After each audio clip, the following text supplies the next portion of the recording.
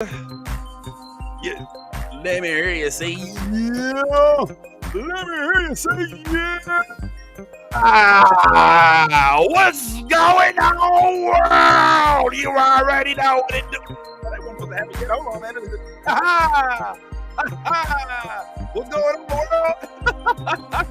Can we start over? No, I'm just playing. Yo, so we're going to go ahead and kick things off as we always do with the energy. I hope things is going well in your neck of the woods. I am your boy, the real Biz Taylor. Shout out to everybody watching on, I almost said watching on Spotify. Can you watch something on Spotify? Yeah. All right, watching on YouTube. You can watch it on Spotify now. You can? Spotify, exactly. That's why I said it. Watching on Spotify and listening on Spotify, as well as iHeart, as well as Google Podcasts, as well as Apple Podcasts, as well as those listening on, watching on Twitter, watching on Twitch, watching on Facebook and YouTube. Holla at your boy. Go ahead and light up that comment section. We saying what's happening. It's your boy, the Rivers Taylor, here to talk everything nerd that's happening this weekend. Boy, oh boy, is it a lot to discuss. Shout out to everybody that is a Marvel fan watching the Secret Invasion right now. There is a whole Secret Invasion. Let's go over some of these announcements for the Blurred Church, if you will. So, obviously, we are on episode 5 on Secret Invasion. We're going to talk about that tomorrow. Friday. Well, so they clone Tyrone is hitting Netflix. So make sure y'all check that out. That was a classic good segue. Also, yeah, like I said, we was watching the Secret Invasion. Also, Uhura had a starring. She starred in this week's episode of Strange New Worlds. I know everybody in here is starring. I know you ain't a Star Trek fan. I know this.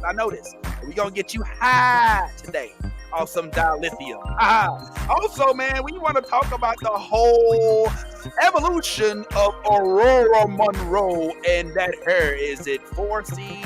I'm not sure exactly how it's described. There's a bunch of crazy stuff going on with the SAG. We may mention that a little bit, but not too much. Also, announcements for those of y'all that don't tune in, and let's make sure that you all check us out next week as we will be joined by none other than the one and only Zaina Bear. You may recognize her by dancing. I mean, she does a lot of dances and a lot of cool stuff, a lot of nostalgia, hilarious content creator extraordinaire. And shortly thereafter, we should be, if all goes well, joined by Big Tank Thornton. Yes, the guy who actually wrote Move Them Butt Cheeks, or Booty Butt Cheeks, as we prefer to call it. Yes, man, that's how we do it. So hopefully everybody else is having a good time. I am your boy, as I said before, the real Biz Taylor. Shout out to you for joining us. And I am joined with the crew. Yes, we got none other than the homie Nolly in the house.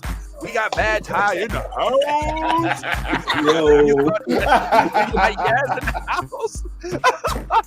We got it's starting already. It's crazy. You already know how we do. It's gonna be so crazy, man. This is the new Blurred Order. Poor Dolly. Let's start. I love the new Blurred Order. You should too. Easy. Let me get all this 10p Wayne. All the niggas rapping about the same old thing. I've been coming through with the same old gang. Ain't shit changed except mine got a name. Got it out the mud but we got no stains. Cold ass lizard with a gold ass chain. The girl call me daddy, not my government name. Money on my mind, got them bands on my brain. Let me tell y'all about a nigga I know. The nigga stay clean so he always got hoes. Light skinny bitches like. I love the new Blurred Order. You should too. It's so funny. I forget to take it off loop sometimes. Maybe that's like one of them Freudian things. Looks like we should. All right. I'm gonna pull down the fourth wall for a second. I was not going here at all, but this is kind of funny to me because, guys, we're gonna talk Secret Invasion. We definitely got to talk about this most recent episode, which I thought was fire. We definitely gonna talk about Storm. We're definitely going to talk maybe a little Uhura, and we're just going to mention they clone Tyrone. But right now, I want to talk about the fact that it's us four. And before you saw, there was one more, and Ty has left the building, more than likely unintentionally. But he was talking cad shit before he left, bro, about me and how I was sitting on mute and all these other problems. And all of a sudden, the Wi-Fi demons have entered his plex. So, sorry, homeboy. I ain't sorry, but it is what it is. Here we are today, man. Let's go ahead and chat this stuff, man. So hopefully all is well. Yes, hopefully you had a good day. All right. All right. I'm struggling to not say that this is pre-recorded because it's not. We're live. We're here right now. Like, this is happening. It's Saturday morning, and we're here. We're just not hitting the comment button because we're not paying attention to it today. So that's actually what's happening. We are live and direct right now. I am not on a plane on the way to Comic-Con right now. I promise to God, we are here. We are here. All right, whatever.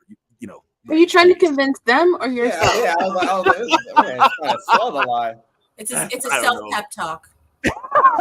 all right, whatever. Well, anyway, hope all is well in y'all neck of the woods. I mean, look, we got a couple minutes, man. So, Nolly, yes, we'll start with Omar. How was your day, homeboy?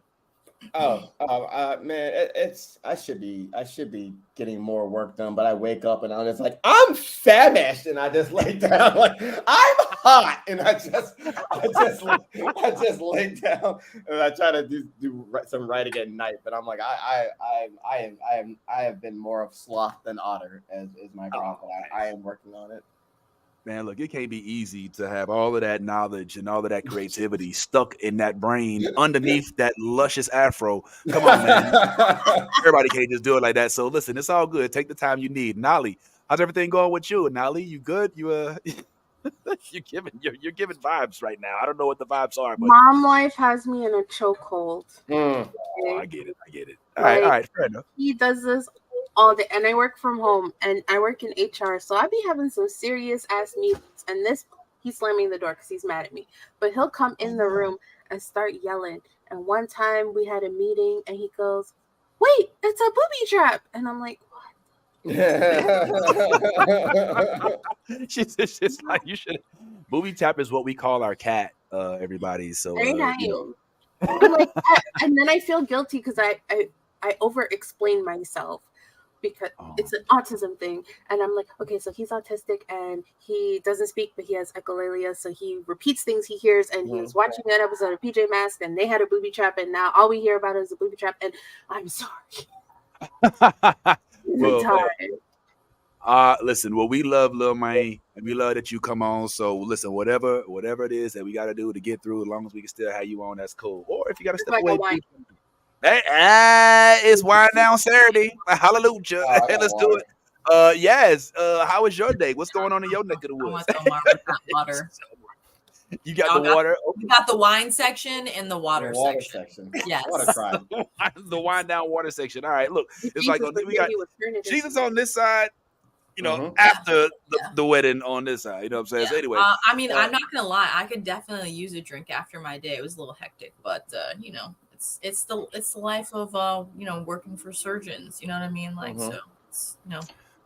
Yes. What's a no one day ever, no one. Yeah, that's it. I mean, no one ever wants to hear about my days, but like today, I'll just give you like a sample of what happened right before I went to lunch.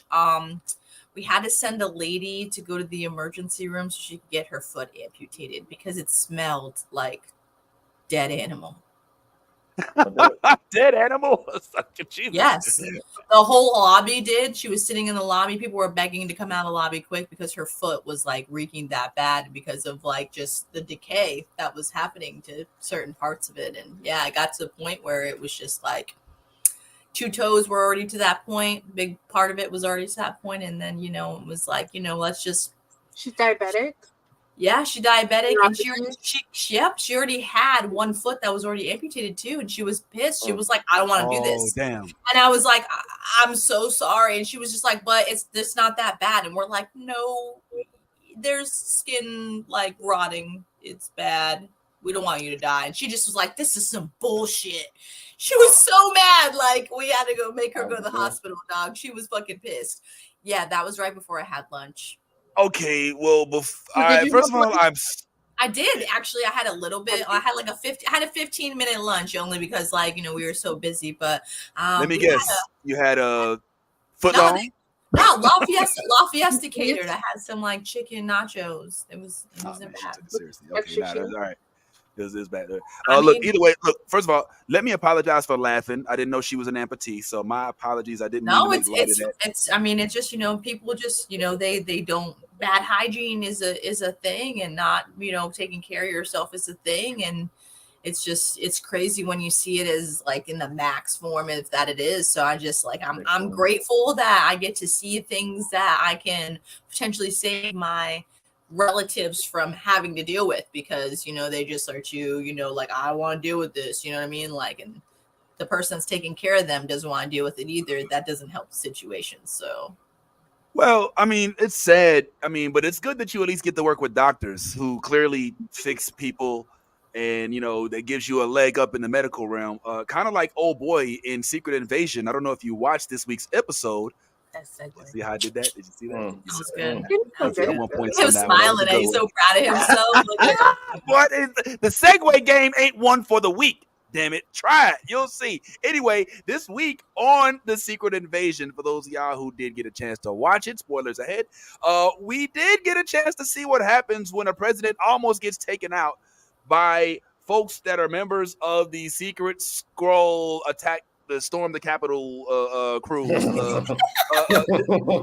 dude is not playing. I ain't gonna lie. Like, Gravik is not out to play with you. He is here to fuck you up, and a lot of shit went down. Yes, did you get a chance to watch it?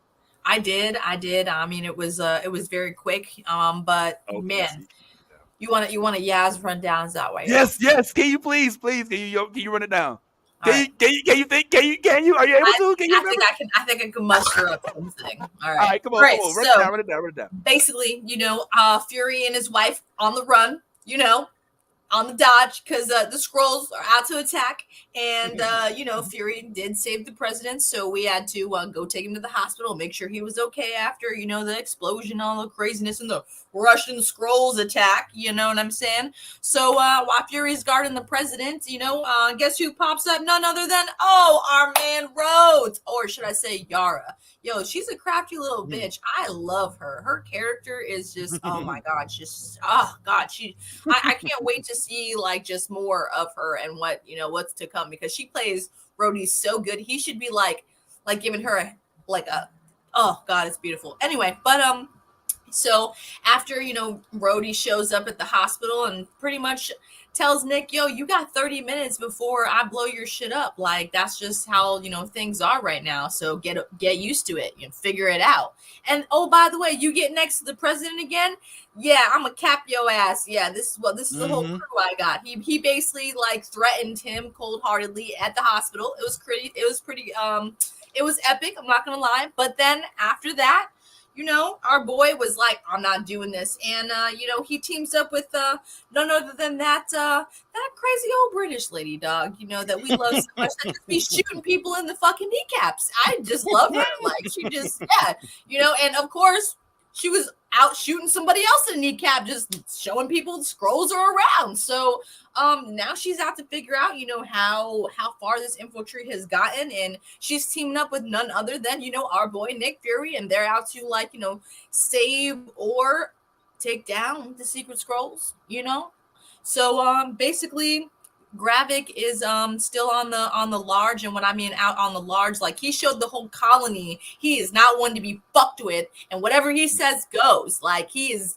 king, and y'all on this boat, and y'all not getting off. So right. Yeah, that was some crazy shit. He pulled a Groot out of his arm and just like straight killed and beat up some people. It was crazy shit. I'm not gonna lie, like, that was pretty epic. But yo, the best part of it, though, I'm not gonna lie, it was like really touching. Was we got to see our boy, our boy get his funeral. Talos. Talos got his funeral. Why can't I remember his damn name? I swear to God, it's my boy. I can't remember his fucking name.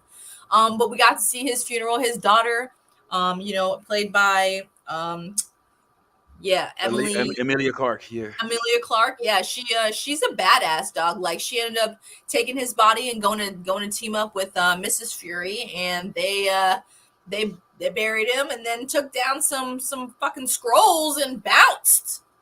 Yeah. So yeah, that's pretty much the damn episode. Oh, and we found out that Nick Fury be hiding shit in dead people's graves. So that was kind of interesting, like whole colonies and shit. I'm just saying, that's incredible. So that's basically what happened in the episode. I hope I remembered everything. Oh man, where's Ty with the sound effects? Oh yeah, that's dope. That pretty much sums it up, man. There's a couple things in there that I think are pretty crazy. Nolly, what did you think about the episode? What was anything stand out to you? I hyperfixated on it after I watched it because I like runes and things like that, and I was like, runes mean things. So like I googled deeply for like a good 45 minutes after he went and opened his little tomb thing. I'm so sorry, Omar, but anyway. The runes literally tell his story of how he built the Avengers and how like his whole journey as Nick Fury, which was really cool because it was like, and Thor rode in on a lightning bolt and stuff like that. Like I was like, that's dope. And then when they were talking about the harvest and he was like the blood on the battlefield or the battle for Earth, and I was like, I didn't see nobody bleeding, but okay, okay, cool, that's fine. You like it, I love it. We're gonna fucks with it. That's what we're doing now. Great. I liked this episode. I feel like this is what they should have been giving since day one. Okay. Yeah. But it gave a lot of Easter eggs, lots of clues to things. Okay. Big ups to the head of SIS because she crazy. She from Chicago or something because goddamn. Yeah, she's nuts, man. Real quick shout out to the writers of the episode, 100%. which, if I'm not mistaken, are Michael Bim and Brian Tucker. We know there's a whole strike going on, so we want to make sure that folks get credit, not just the ones whose names are plastered on the labels, but the ones behind the ones that make the labels big. But yeah, man, I thought this episode was great. Now, unfortunately, we're dealing with an interesting situation today, whereas Omar has yet to see it, so he's unable to comment on it at length. But just to kind of get you caught up, man, like she said, that there were some monumental things that took place. One of those is that they did reveal. Oh shoot, man! Spoilers. I can't believe we got spoiled for Omar. But anyway, they revealed what the harvest was in this episode. All right. I don't know if that was something that's widely known or not. Sometimes I don't know what I should know and what I shouldn't, but I was unfamiliar with the concept of the harvest. Maybe it's a comic book thing. I know Super Skrull is, but the harvest evidently sometime between Avengers Infinity War and Avengers Endgame. He said that in the Battle of Earth, they basically had Skrulls going in, functioning as like rogue agents that are like basically like taking DNA and putting them all in like a little test tube or a Gatorade bottle or whatever the fuck. And so this whole time Gravik, who also revealed his true self this episode, he came out in his real skin, and he was, boy, my God, that man ain't no joke, man. That man is, I don't even think we've seen all his powers, because he only got 2 powers if you think about it. But he actually has been looking for this thing called a harvest. The harvest is a combination of all of some of the mightiest Avengers. So he wants to not only have that, correct me if I'm wrong, ladies, he wants to have that for himself, but also wants to have that implicated for Skrulls all around, which I think is a little dangerous, because if they're going to be jumping him, which is probably why he's going to end up hoarding that serum or whatever, he doesn't want to like spread this around. Originally, the plan was to make everybody Super Skrull. Now, after this episode, he has a little bit of, backlash. Some of his people like, hold on, bro, I don't fuck with you like that, homeboy. Know what I'm saying? I know he's gonna get it in like that. And he has to like put his crew back in place. And after that, I get the sense that perhaps, yes, he might not want to give everybody that serum no more. You know what I'm saying? Because that might get his ass beat. What you think? I don't know. I mean, I'm just kind of concerned to see like what's going to happen when he injects all that shit into his body. Right. Yeah. You know what I'm saying? Because just like think of the like reaction. You know what I'm saying? You're pumping all these different stuff into you. Like what's going to actually, know what I'm saying? Like, is it going to react with each other? Is it going to kill him? Is he become like, I don't know, like a super mega ultra Hulk Skrull? You know what I'm saying? Right. What does he become? So I don't know. I kind of want him to inject himself. I want to see that shit. Well, I'm curious. This is one thing I wanted to holler at Omar about. We didn't have a chance to talk about this in advance, but do you have any comic knowledge on Super Skrull? Like, is this show, is it coordinating or corresponding with the comic book lit, or is it just its own entity? It sounds about right. It's just they changed certain things, right? The Fantastic Four haven't been introduced yet, and the Super Skrulls were always the Skrulls are beefing with the Fantastic Four the Skrulls are beating with the Fantastic Four first. And so the Super Skrull had all the powers of the Fantastic Four. So now you're telling me, oh, it's the Harvest, and the Harvest is of the Avengers. They just swapped the Avengers for the Fantastic Four. I'm like, okay, that makes. I mean, there's more Avengers and whatnot, but I'm like, that makes sense. Yeah, it brings up a really good question of like, well, what happens when you inject yourself with that? Because like, it kind of reminds me of like the Super Soldier Serum, and like we've seen like we've seen the effects of folks trying to duplicate that, which in MCU is how we got. In MCU is how we got the Hulk, and also how we got Abomination, Red Skull, all these because nobody could perfect Einstein's formula and shit. So there's still that risk of that as well. Yeah. So in the comics, I'm wondering like, is there an attempt from Super Skrull to basically overhaul, you know what I'm saying, like Earth? Is it like in Secret Invasion? Okay, so that's his same plight. Yeah, in Secret Invasion, they took everybody's DNA, and they're like people were their friends were missing for years. People didn't know, like, oh, Elektra was Elektra. The only way they found out is because Echo kills Elektra, and then the whole Avengers team, the new Avengers team, was like, that's not Elektra because that motherfucker is green. What the fuck is going on here? This is after Civil War. And now they realize, some of our friends and our enemies, they have been replaced for years. We don't even know how long they've been gone for. And so, and they're trying to find out, how do we know who's a Skrull? Because they've gone through detection and shit. So Dr. Strange casts certain spells, like, Wolverine's like, okay, maybe I can smell them, whatever. Like and that becomes a thing. And then you go in the back and Skrull's like, we were, the Fantastic Four made us into fucking cows. It was a weird time in the 90s, whatever. We're getting our fucking revenge. We cloned these motherfuckers. We took their knowledge and shit. And that's how we assimilated into y'all for this fucking moment where we would take over. So like, that whole like taking people's DNA and shit like that, that's like straight from the book. Yeah, they were doing that. They were growing clones of people and shit, trying to make them like talk and give out their secrets and shit like that, like an isolated room. Fucking crazy shit. But like that, they had been playing the long game for years. Oh. And so that's what the basis of Secret Wars is about? Yeah, you motherfuckers, like, Earth has always been, they've always been trying to, like, motherfuckers always been stopping us and interfering in our shit like that. And then they literally turned some of the fucking Skrulls into cows in the 90s and shit.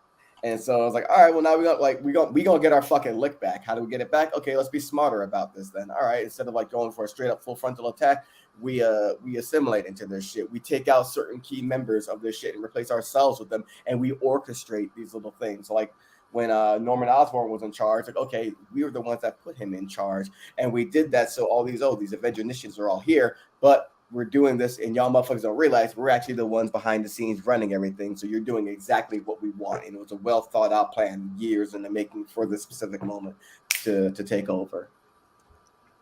I just had one of those moments, you know. All right, for the parents on here, you know that moment when you watching your son or daughter play the piano at their recital, and you just sitting there looking at me like, I just was sitting there watching Omar, and I didn't know it was gonna go that deep. I thought he was gonna be like, yeah, that's what it's about. He was like, nope, wait. I'm like, oh shit, and I'm just sitting here like, I got ridiculed one time, and I'm not the only one mesmerized. But yeah, welcome back, Bad Ty. Hope all is well. Hope you sacrifice the virgin to the Wi-Fi gods, and they'll allow you to hang around a little longer. A virgin daiquiri. I sacrificed one of those Skrull cows. There you go. There you go. Well, since you're here, man, we had already kind of given. First of all, Omar hasn't seen it, as we already talked, but everybody else seems to have enjoyed the show. I'm just wondering, what's your opinion on episode 5 of Secret Invasion? I think it might have been the best episode thus far. It's not because it unraveled a whole bunch of stuff or anything like that. I just think yeah, I saw that wasn't gonna last from an action standpoint. That was a little more. Look at his face. Sorry, bro, but your face and okay, there you are. Okay, sorry, I didn't mean. Yo, so I'm off, right? Yeah, I know. No, you're good. You're good. You're back up to speed. I thought you were like mid, Got to shut down. Clock out. But I'm glad that you're around. Yeah, I mean, probably. You're probably right. All right. But Well, let's I'm ride this ship as long as it'll have us, man. So yeah. you were saying that this was the best episode. I'm sorry to interrupt. Go ahead, please. No. It was for me. It was the best episode. Just because I wasn't, I didn't have to lay down to watch this one. I could sit up a little bit, in my seat and enjoy it. I particularly enjoyed Olivia. I think is her name is her first name, which is the Russian director or Russian of the cis. Yeah, her. Yes. Yeah, I love Yes, her. I thought she was. I thought her character and the way that she portrayed the character in this episode, I was like, why not give us more of her through this episode? I would like, if we're dealing with humans, I think she's pleasant. I think that the fact that she was able to calmly raise a pistol and shoot a man in the head shows that she's a lot deeper than we may know or may not know. And I just think the elements of this particular episode weren't it was more of a simplistic episode, so I didn't really have to worry about the whole espionage thing. Like we already know who our players are. You know what I'm saying? The typical thing happens with leadership with Gravik. When you got to make those tough decisions, everybody doesn't agree with it. Sometimes you have a revolt. And I'm glad to see that he's a villain that I can appreciate. If he would have went down to his subordinates that easy, I would have been like, you did it to me again, Marvel.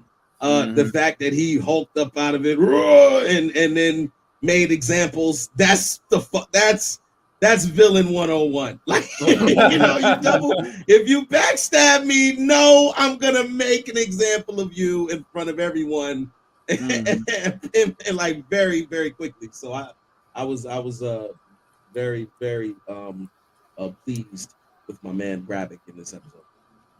A few things on that point. First of all, I do agree with you that this is the best episode yet. And I think that Marvel, if you look back, this is consistent with Marvel. The 5th episode is a banger. On the 6 episode seasons. I think the only exception for that may have been Loki, which I think had 8 or 9 episodes. And then it didn't like pop. I mean, it popped. The whole Loki was good. Don't get me wrong.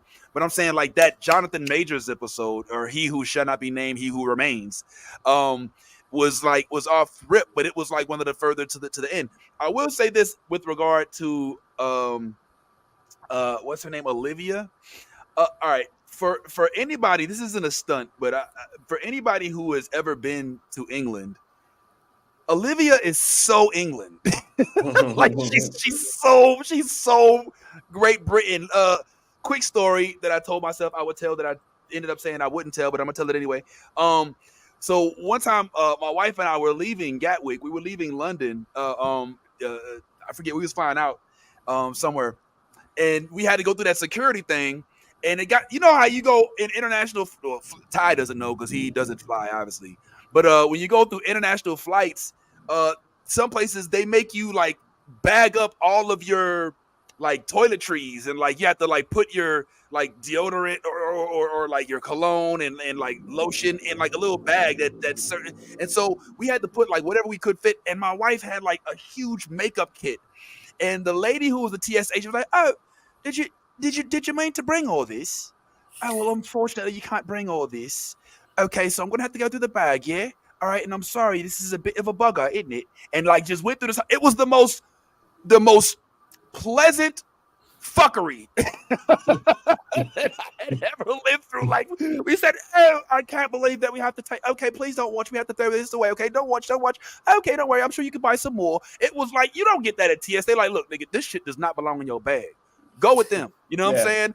"Oh, I'm so sorry. Okay. Oh, these rails. Oh, isn't it?" Like, so for me, that's what hit me when I saw Olivia basically like there was a scene, and I know, Omar, we've already spoiled the whole thing, but thankfully, you got so much in your brain. This is a small speck of things. But there was a scene, Omar, where it like literally was so like she's in these Skrulls' house, and she's talking to one of them, and she's like, look, y'all gonna tell me what I want, blah blah blah. And then she's like, I'm not telling you shit. And she's like, oh yes, I get it. Well, Nigel, unfortunately, we're gonna have to blah, blah, blah, blah. And he's like, my name's not Nigel. He says, oh, of course not. Nigel is the person, is the guy behind you with the silencer to your skull. And she had a dude with a silencer like right up on his head, and she was smiling the whole time, like she was just she was smiling the whole time, and yo, so I think that's kind of cool for her to have that representation. Her Valentine, Countess Valentine, what's baby girl? Yeah. Valentine. Yeah, Valentina. I think is her. Well, Ortega. If you check IMDb, you'll see her name amongst the cast of Secret Invasion, which we'll let that rest wherever you want it to. But I also thought that it was interesting for them to bring a callback. Did y'all notice the cameo? Did y'all peep the cameo? Anybody miss it? The cameo? Do you not know Rick Mason from Black Widow showed up? Remember him? How he helped? Oh, that is him. That is him.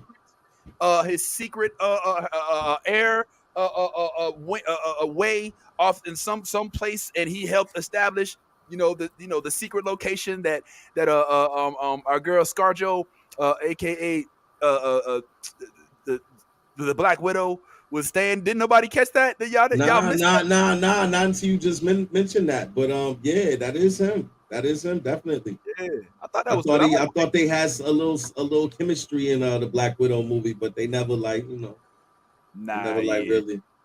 Yeah, I think he wanted some chemistry, but she still want that green peen.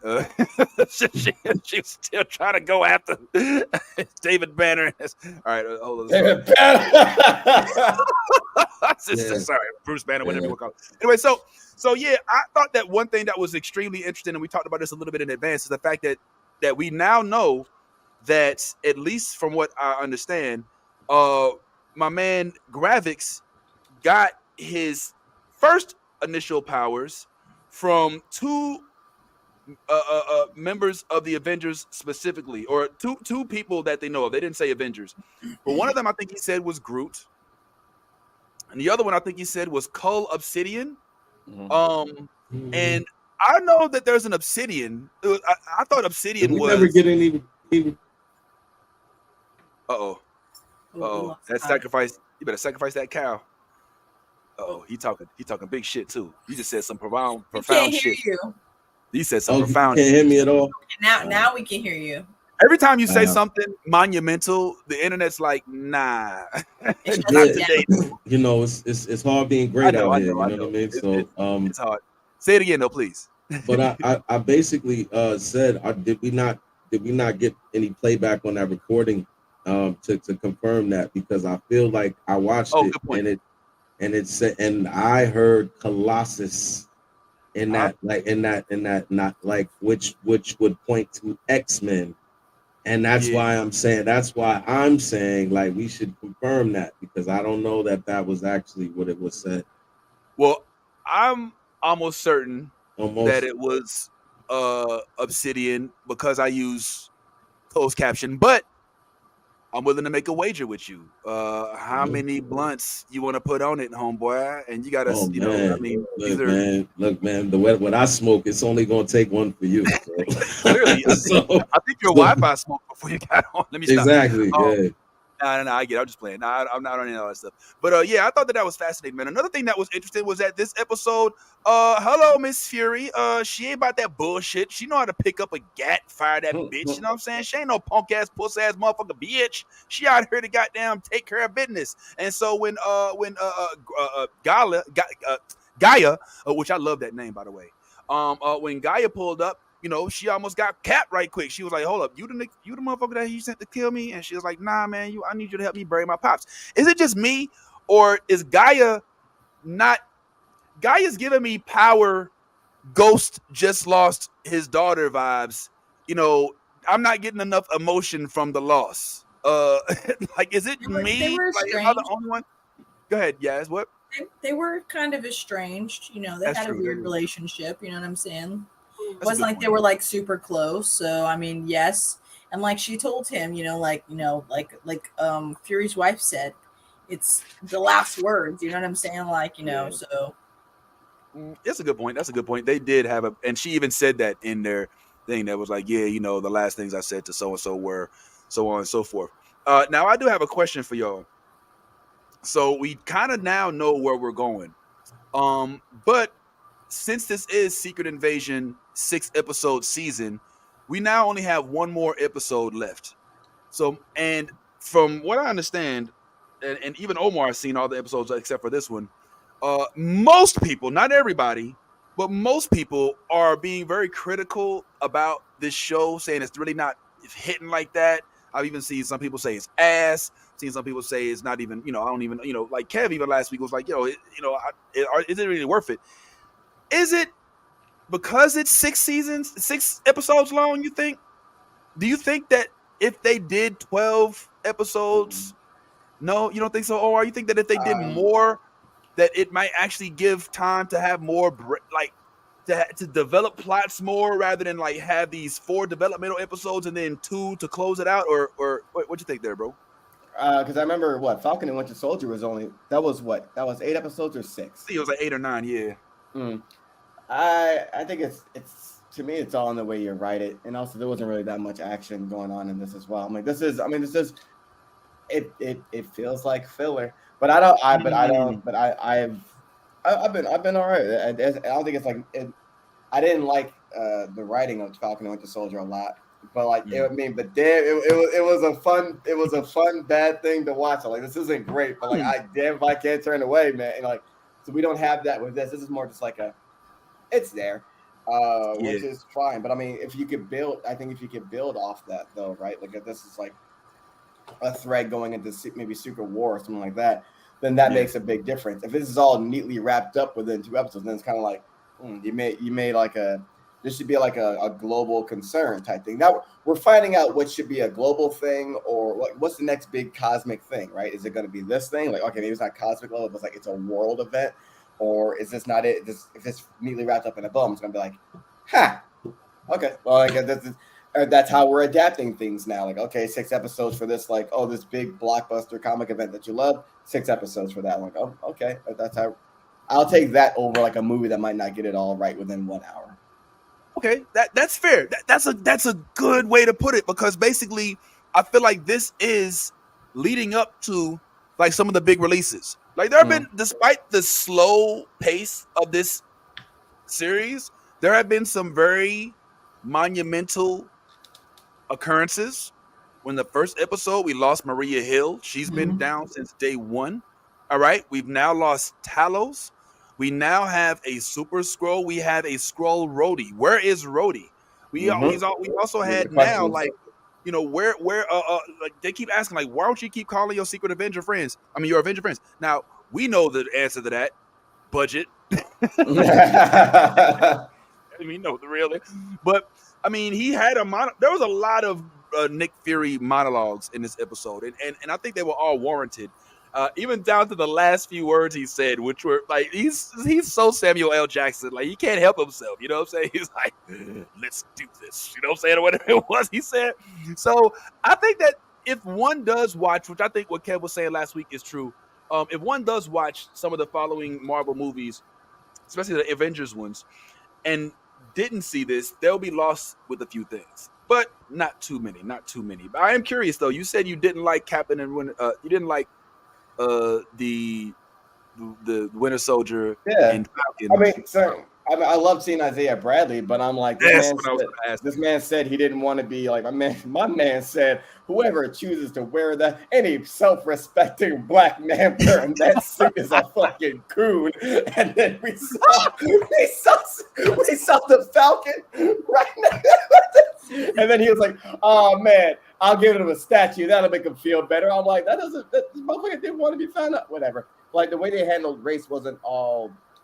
It was very hit or miss. So a lot of things like missed with me on that. But again, like that was I mean, I looked forward to the mess. I was looking forward to the mess with that though, which I'm, you know, what I mean, it was maybe I guess a quicker pace and again, like the writing wasn't great, but Anthony Mackie and fucking and Sebastian Stan, man, goddamn, they don't make magic together. They're like, oh no, that's part of the big three: wizards, sorcerers, and fucking aliens. Like they were amazing together. Just like the writing wasn't always supportive of them and shit like that, but they were great. I like the action sequences. That fucking the opening scene of him flying and the aerial combat and shit. We made probably the best scene. We did a write up. Chris Eichen did a write up. Like, yo, he's like, Falcon can't fight. Everybody was upset. Like, oh, how dare you? It was like it came out on episode 5. He was like, what about you just did that whole opening scene? I'm like, that's aerial combat with guns. My man's talking about hand to hand. Like he keeps losing fights, which it does make sense because he's not fucking Steve Rogers. He doesn't have all these years of he's an aerial combat guy. Like, okay, he has to. In the book, he even gets retrained by Misty Knight. So it makes sense. And then fucking when Bartok kicked the fucking IKEA furniture to knock his shield out the way, I'm like, they are dogging you. They are, but that did happen in the book as well. Like he had to he had to retrain to become better. So like, I like the subtlety of that. Now his retraining was a whole tumble routine, a gymnastics routine, but whatever, okay. But also, like, he hasn't won one fight. And they're all complaining. And then the final episode came out, and people were like, all right, so maybe we were wrong. They're like, maybe y'all had a point because this nigga had no hands. But it's okay. But like, he did not win one straight up fight. I mean, also he's fighting superhuman people. Get a different line of work then. What do you want me to defend Batman all the fucking time? Like, what do you want me to do? Hands are hands. Like, as in Batman has no powers, but he's fucking niggas up with powers, is he not? Like, well. I mean, Batman has billions of dollars and trains. When you have those type of resources, which he does not. I got you. The U.S. government. No. Batman has the resources, the money, all of that to go and hire the best trainers and ever. He actually went to places to train with the best, the masters. Like he didn't. Like if you look through the comic books, Batman is one of the strongest hand-to-hand combat people in all of DC Universe, and it's because he's trained. It's because he's trained with all of the greatest. Like, so that's again. Okay, you're trained. But to my point is, you trained all the greatest. This guy's trained, but if he's out there, he's still years of experience. Fine, still a human being. Bones still get broken. Mm-hmm. Yeah. He's out there. He's out there doing it. He's out there. Then I could change it. Hawkeye ain't get it. Hawkeye ain't get hands put on him like that. Daredevil didn't get hands put on him like that. Oh, hold on. Hawkeye or Ronin? Because Hawkeye is they're the same. They're the same fucking guy. Right, they are, but Hawkeye is a long range guy. So I mean, yes, he kicks a lot of ass, but a lot of the damage he does happens from a distance. Am I wrong? We've seen him fight up close. We've seen him fight up close when he went against the Panther and when he went against Yelena as well. But let's not forget, he's also an assassin. Like, again, these are like you're talking about people who are trained. They put 100 on 10 with that man. Oh, he's come on, man. They put 100 on 10 for him. I love Hawkeye too. I'm like, technically, that nigga had some field experience. Oh, that's like muscle memory too. Like, it's not like he forgot, how to, not be a ninja. You know what I'm saying? So true. This is true. I don't know. I still think that I don't know, man. If we took Batman, Hawkeye, Falcon, put them all in a room, and said, "All right, only one standing gets out." I wonder which one of them walks out of that room. Batman. It's always up to the writers, but if we're going by, it'll be Batman, Hawkeye. Depends on which version of Falcon, but it'll be Batman, Hawkeye, Falcon. Batman. So Batman first. Yeah. Okay. Yeah. Because Batman's almost, with the exception of his bat tools, he's almost unilaterally hand-to-hand combat. Like if you take away his gadgets, and he even's got like the like the external claw with a little, and he's got yeah. So all right, we'll get that. Even down to all of the Batman movies, like even down to the last one with the Flash. They made it their business to give him a combat scene at his age. This is true. This is true. Age, Even at the old age, at his age, they made sure they were like, nah, you gonna get in there and be Batman, goddammit. My bones hurt. Too bad. Throw a punch. Throw that right hook again. 1, 2, 3. Come on. That is good. That is good. Okay, I can dig it. All right. Well, what about the fact that we had Gravik in all his? I mean, things aren't going right for him right now. You know what I'm saying? They went to do something to the president. It didn't happen the way they expected it to. He told Fury's wife to take him out. Fury's wife's like, nah, I ain't doing that. Like it's not all going the way he expected. What's up, Yaz? Oh, is that just a finger? Okay, my bad. I didn't want to leave you out. So I'm just saying, like, it's almost weird to see a villain have so much like conflict, so many failures. Even in this episode, we saw him have to fight off a mutiny. You know what I'm saying? Like they basically was like, nah, bro, you ain't fucking with all this weird shit you doing. And he had to like basically come out and said one of my favorite lines, which I will be making into a meme at some point. Who wants sex? That shit was so dope. Who wants sex? Yo, when he came out when he was that hot and he walked out and he had all the veins coming out his neck and shit, he's like, yo, that was so WWE shit, yo. Like he was ready, bro. I ain't mad. Like, what's up with Gravik, bro? Can he get it together? Is he better just by himself? Is that what we're learning? What's going on? What you think, Ty? No, he's not better by himself. I mean, not for what he's trying to accomplish. You definitely can't do that by yourself. But that's true. But I think this was necessary because it's unfortunate, but this is typical behavior because we have black leadership. We got a black man up here leading. You feel like he made a mistake or he did something that you didn't like. So the first thing to do is off the black leader. And that was exactly how they felt like going about it. And guess what? He showed them if you want to talk that shit, you want to bring it, I'm about that life. And I think again, this was so necessary because of what he's trying to do. Like you can't be in his position, running this army, running this rebellion, and not have sacrifices. There's going to be sacrifices made. There's going to be people that don't agree. You can't, when you're trying to get everybody on the same page, you can't have people under you undermining you. And like I think he's in this position now where he's been given total power by the authorities of the Skrull, council, or whenever they made him ultimate general or whatever. He's saying right there is no room for any questioning in what I'm got going on right here. I have a vision. Yeah. This is what I'm doing. If you don't agree with it, you can either leave or die. That's how we playing it right now. That's where he's at right now because he's trying to accomplish the one thing that everybody is still not really focusing on because of the way he's going about it, which is liberating his people. Yeah. That is his main thing, is liberating his people. But remember though, I think Vince, the reason why he's having so much conflict and he didn't think that it was going to be this way is because he doesn't see himself as the bad guy. He sees himself as the good guy for his people. You know what I'm saying? Like he's doing them a justice because Fury did them dirty by not getting them a world like he promised them.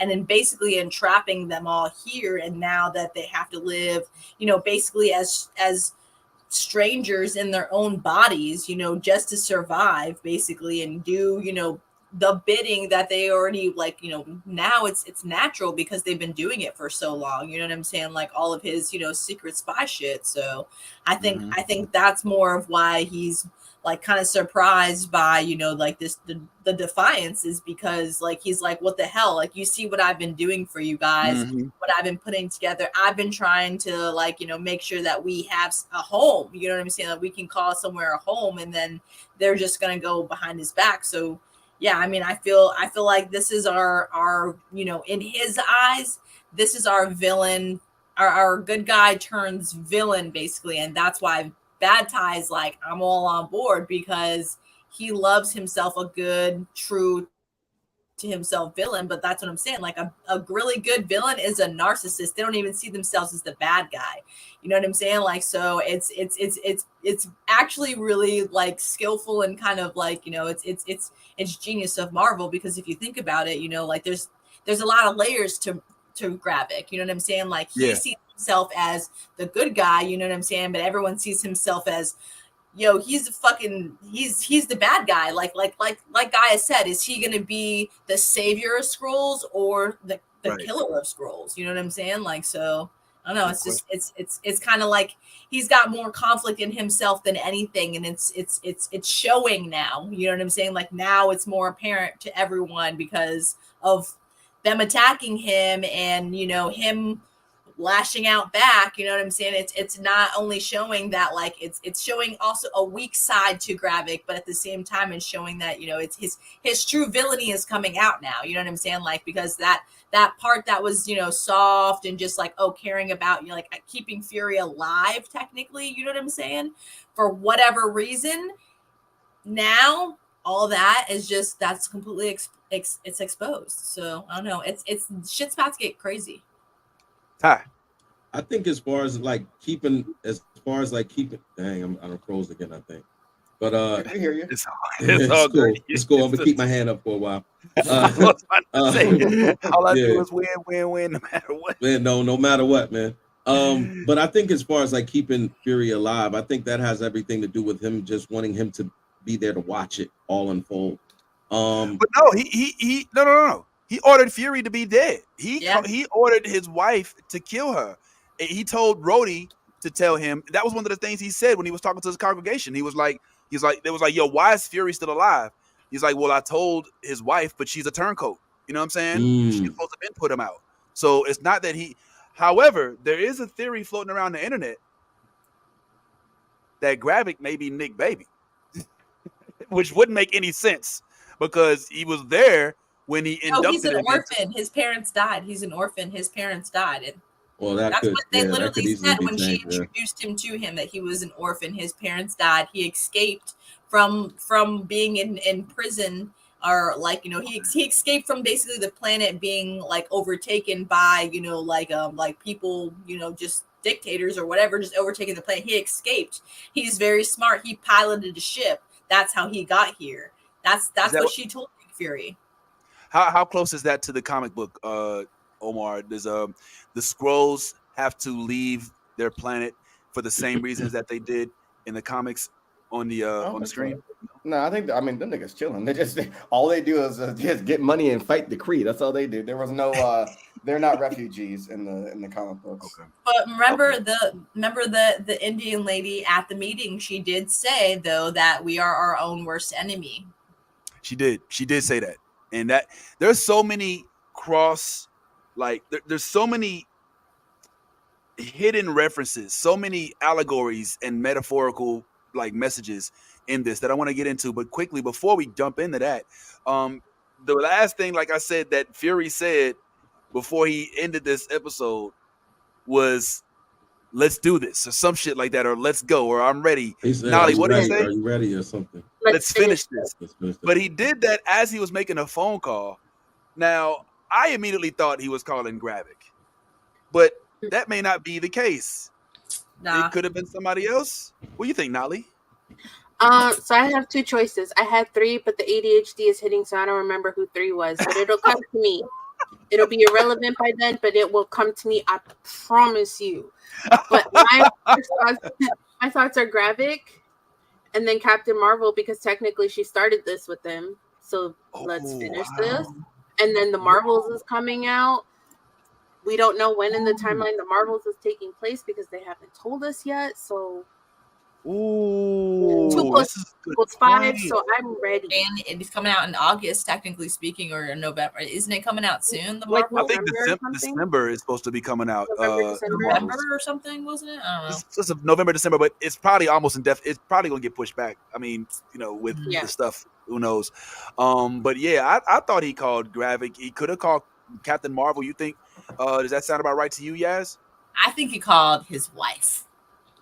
Oh, wow. Okay. I think he was all like, right. let's finish this. Like, you know what I'm saying? Because he knew, you know what I'm saying? Like that, Oh, I remember my third. Oh, Who? Nolly, come on. what was it? Gaia. Because, you know, Talos is gone. That's Talos' daughter. We got to finish this. Fuck that bitch. Let's go. You know. Word. Ready. I could dig it. I could dig it. Ty, you have any guesses? Any who you think he called on at the last on the way out? Yeah, yeah. I think it's definitely someone on planet. I think after him saying what he said and going so deep about his mom and his wife being the reason why he feels like he should be the one to do this and be the one to show that the superhumans that the regular humans can defend themselves too.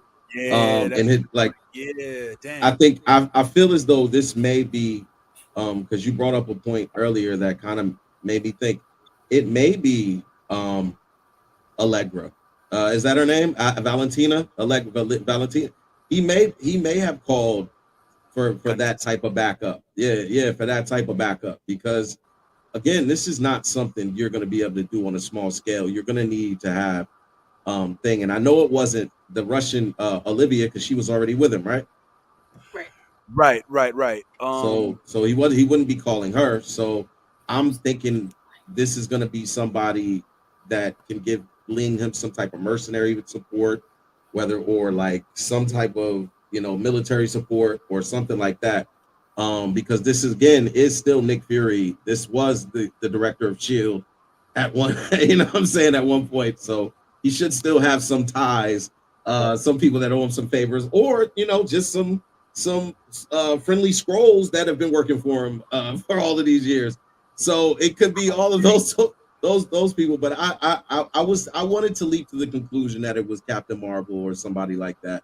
But then, I thought about it, I was like, after saying all of that, you don't go and say that, and then right after that, be like, I'm gonna call Captain Marvel, because in that case, you could have called Captain Marvel from the goddamn beginning. Nick, don't sit here with this. I had to wait for some people to die and close to me, and it just had to be me and me only. And then I knew, nah, fuck that. You could have called him way back in episode 2 or 1 or something like that. But if I'm not mistaken, Skrulls, they can Omar, they can only shapeshift. They can't power shift. They can't if a Skrull happens to take, the form of Venom, it doesn't mean he has the powers of the symbiote, right? He just looks like Eddie Brock, right? Like it's not a matter of that's the whole purpose of the secrets, the super skull, the super Skrull machine. They can be bred for it. They can be engineered for it. In the comic book, they're engineered we mixed this. I mean, it's funny that there could be chimeras and stuff like that, which is what the X-Men are dealing with now. But okay, we mixed all these things in to this Skrull. You're going to handle Black Panther, because the Skrull showed up to Wakanda, and Black Panther, and then he was like, oh, he was a super Skrull that he faced off against. I mean, it's like, oh, I had this power, this power, this power. I've been trained since birth to kill you. And T'Challa's like, well, then you've already lost. I've been trained to fight the unknown. And so they were created that way, but regular Skrulls, it's I see shapeshifting, that's it. Or they can manipulate their tendrils and shit like that, but just shapeshifting is their thing. Shape-shifting, and they can do the whole group thing. That's part of their shit. That whole making tentacles and tendrils and shit like that. But that's about it. They can manipulate their body, whatever. It's just that power and shapeshifting. That's it. Well, it's interesting as we kind of wrap up this segment. It's interesting because Yaz was talking about how this is a villain's villain, and I feel like this is following kind of the Killmonger model of villain. Listen, all of my everything that I'm doing that seems villainous is justified because I'm doing it for my people. Like that's what that was Killmonger's whole thing. And I think I saw a post with Frank. I think Frankie did a post. I love Frankie. The Killmonger effect. I cannot. I love Frankie. She's so deep with it. But yeah, the Killmonger effect. Like you're right. Like there's a guy who's supposedly bad, but they're really, if you flip the script, and I don't mean like flip the script from a colloquial word, let me say the words. I mean like literally change the script around and make it so that Killmonger is kind of the valiant hero. If you turn it around and give this from the point of Gravik, who has no planet, who was told that they're going to be able to be out in their own skin by a certain time and has been forgotten because somebody got blipped and didn't want to come back because they was heartbroken about it. Then if you look at it from their standpoint, this dude's the hero. This is giving me, Omar, low-key X-Men vibes. Hear me out. Mm-hmm. So the X-Men have always been compared to, at least as it pertains to Magneto, to Eric and Xavier, Malcolm and Martin, right? It's an inaccurate one, but yeah, they've been compared to that. It is that there's been that thing, and then there've been there's the whole Stan Lee made him with them in mind, all that other stuff. But let's just for the sake of time, let's run with that. Now, in this particular instance, I feel like Talos is supposed to be like even though he's a white guy, like the MLK guy. Mm-hmm. We're gonna choose struggle. His daughter asked him, like, what's your plan? Like, Gravik's got a plan. What's your plan? And he's like, oh, well, we're going to stay for a long time and we're going to keep convincing them that we're good. And then eventually, at some point, maybe they'll let us share the planet. And then when we do, we'll have to use their skin to make them feel comfortable. But hey, it's the long game, baby. And she's like, fuck all that. You know what I'm saying? Meanwhile, Gravik's over here like by any means necessary, even if I'm going through my own people. You know what I'm saying? And it's also while I was watching this, and you tell me if this is fair. Anybody chime in? Okay. I started to get kind of the feeling that this could, if you really wanted it to, represent black people after the slave trade to an extent. We're stuck in a country that we didn't necessarily ask to be in. You know what I'm saying? We want to go home, but where's that? Yeah. Do we have one? What's that? And we're like, all right, well, fuck it. We're in this country. We're in this world. We'll blend in. But we can't be our actual selves. So we're going to learn how to talk like you. We'll worship like you. We'll learn to dress like you. We'll learn to even look like you. And hopefully, at some point in time, you'll accept us for who we are, and then we can be our normal selves. I feel like there is a close relationship of what these Skrulls are going through in this show as what happened with black people, people that were affected by the slave trade and now are in a country that is foreign to them. And then they have to learn to assimilate, adapt. When there's other people that are like, nah, fuck that. Malcolm's like, nah, fuck that. Marcus Garvey's like, nah, fuck that. We going home. Eldridge Cleaver and the Panthers are like, nah, we don't need all this shit. We got guns too. You know what I'm saying? There's a whole, Ty, am I completely far off with this? Like, nah, I feel like there is room to subtly take the plight of the Skrull and insert the plight of black people in the United States into that same exact plot. Now you see why I love Gravik so much. Because Gravik loves his people, even when his people don't love themselves. And that's kind of what I've been saying from day one. Is a lot of the Skrulls that are on Earth are under this guise and under this belief that there are people out there working for them to find them a home and find them a better way and all of that. Gravik has come to the realization by being close to the source and saying look, I believe the same thing, my people, but at this point, I've come to the realization that the only way that we're ever going to be able to be free is if we take it upon ourselves to take our own freedom. And this is where we're at. This is exactly where we're at. And that's why I said what I said also about, him being the leader in this situation, because it's so sad to say, but us as black people usually are crabs in a barrel. You know what I'm saying? When one starts to step ahead or in front of the others, we tend to want to pull that one down and not lift them up. And so in this situation, you have Gravik, who's out here risking it all because he's on the front lines, by the way. Yeah, I got the super Skrull serum. I'm out here, you know what I'm saying, going and making things happen. I'm actually getting things done.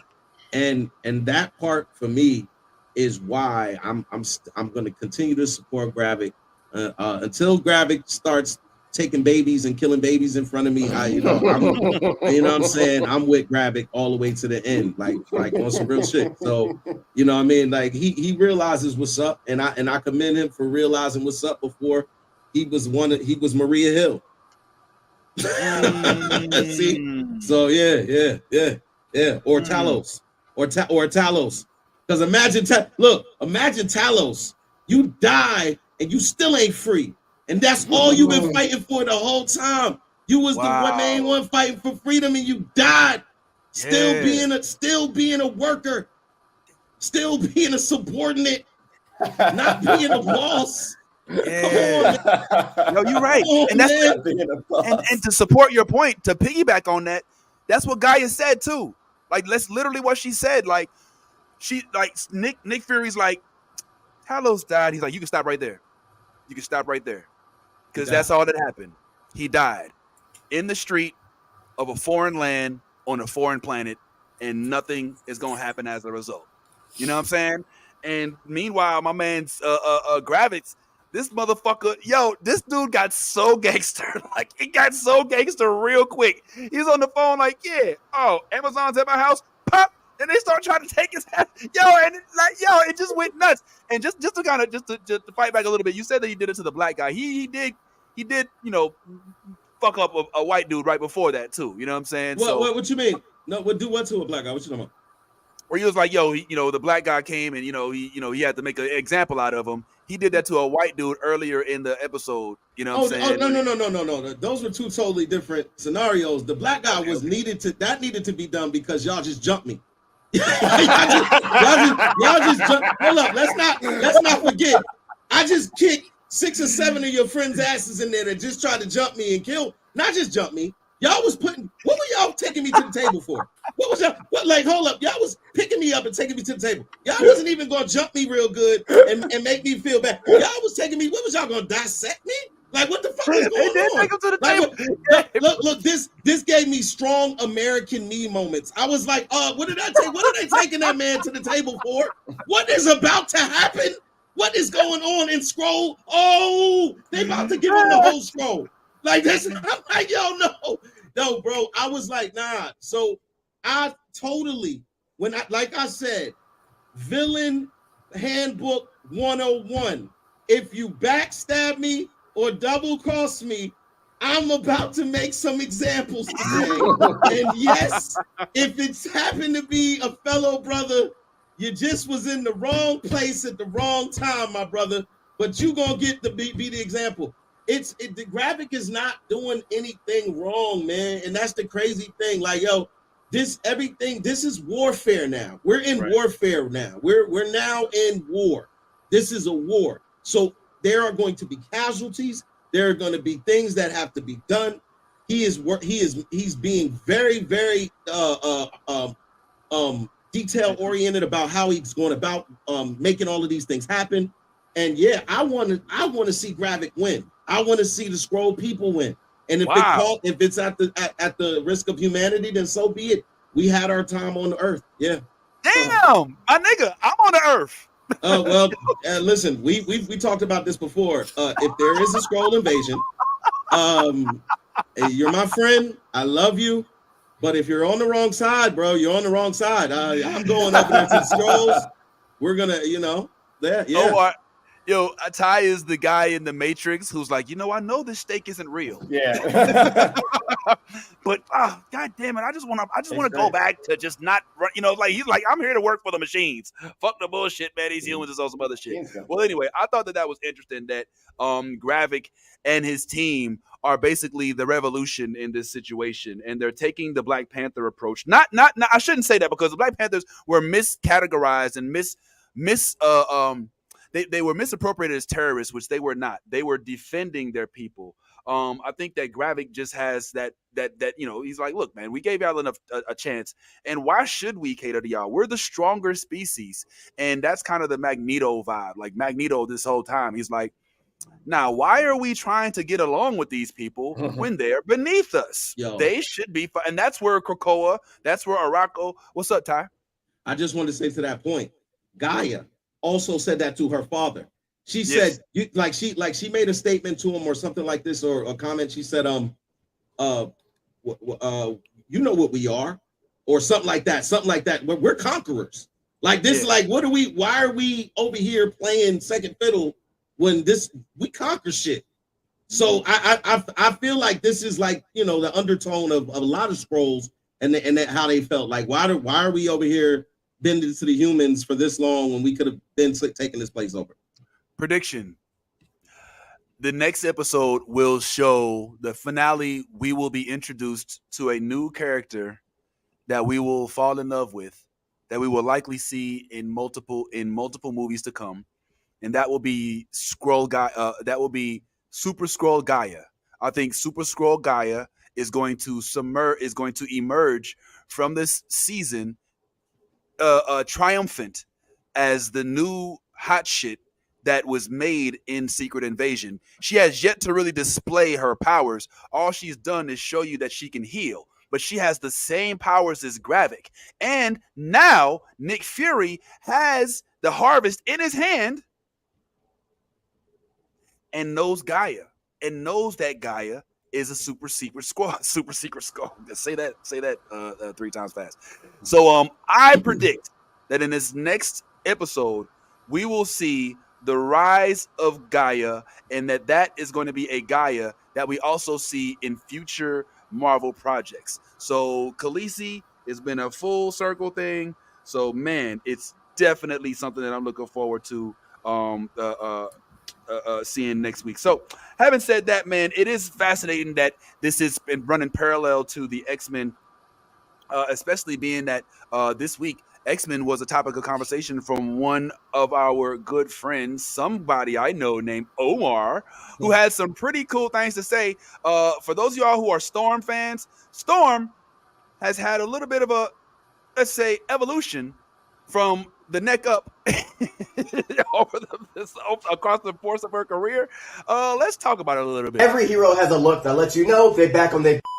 For Spider-Man, it's the black suit. For Daredevil, it's the do-rag over the face. For Storm, Marvel wants it to be the Mohawk, but it doesn't work. When Storm first donned the Mohawk, it was a cultural reset. It gave her punk rock whole new edge. Every hero has a look that lets you know they're back on their.